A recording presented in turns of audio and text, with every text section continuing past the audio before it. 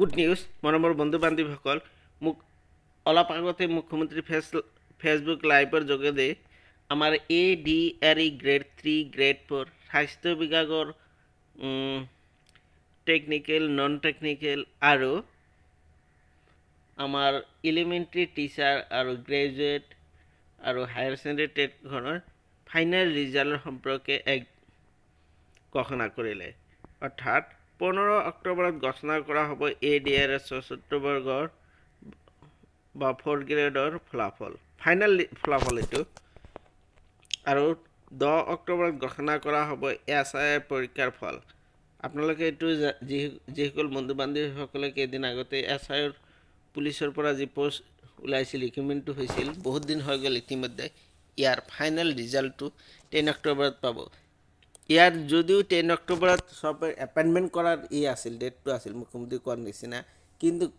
মাজতে চৰ্দাৰ আমাৰ মৰমৰ হিয়াৰামতো জুবিন দাৰ মৃত্যু হোৱাৰ কাৰণে এইটো দিব পৰা নাই বুলি মুখ্যমন্ত্ৰী উল্লেখ কৰিছে কি যিয়ে নহওক 10 অক্টোবৰত ঘোষণা কৰা হ'ব SIR পৰীক্ষাৰ ফলাফল 12 অক্টোবৰত ঘোষণা কৰা হ'ব স্বাস্থ্য বিভাগৰ পৰীক্ষাৰ ফলাফল স্বাস্থ্য বিভাগত গ্ৰেড 3 নন টেকনিক্যাল আৰু টেকনিক্যাল দুটাৰে ফলাফল 12 অক্টোবৰ বা মুখ্যমন্ত্ৰী কোৱাৰ মতে মানে কৈছে 12 অক্টোবৰ আগতেই হ'ব বুলি কৈছে অৰ্থাৎ লাষ্ট ধৰক 12 অক্টোবৰ নৱেম্বৰ মাহত নিযুক্তি লাভ কৰিব এই চাকৰিসমূহত এই যেকেইটা চাকৰিৰ কথা মুখ্যমন্ত্ৰী ডাঙৰীয়া কৈছে এইবাৰ আপোনালোকে নৱেম্বৰতে নিযুক্তি পাই যাব 15 অক্টোবৰত ঘোষণা আকৌ এবাৰ কৈছোঁ 15 অক্টোবৰত ঘোষণা কৰা হ'ব ADRE চতুৰ্থ বৰ্গৰ ফলাফল 10 অক্টোবৰত ঘোষণা কৰা হ'ব SIR পৰীক্ষাৰ ফলাফল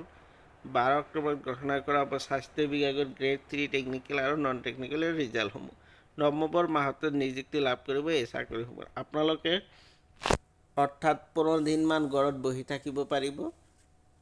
ফাইনেল ৰিজাল্টৰ পিছত আৰু এপইণ্টমেণ্টটো ধৰক নৱেম্বৰত হ'ব বুলি কৈছে মানে 15-20 দিন আপোনালোকে ঘৰতে থাকি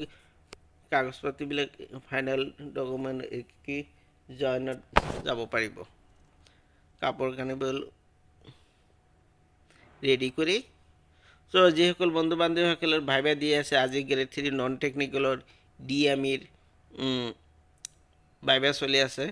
গতিকে সবৰে পৰীক্ষাটো ভাল হওক তাৰ শুভেচ্ছা থাকিল সবে পৰীক্ষাত ভাইবাটো আপোনালোকে ভালকৈ দিয়ক আৰু নৱেম্বৰ মাহত নিযুক্তি লাভ কৰক তাৰে কামনা কৰিলোঁ থ্যাংক ইউ ৱাচিং মাই ভিডিঅ'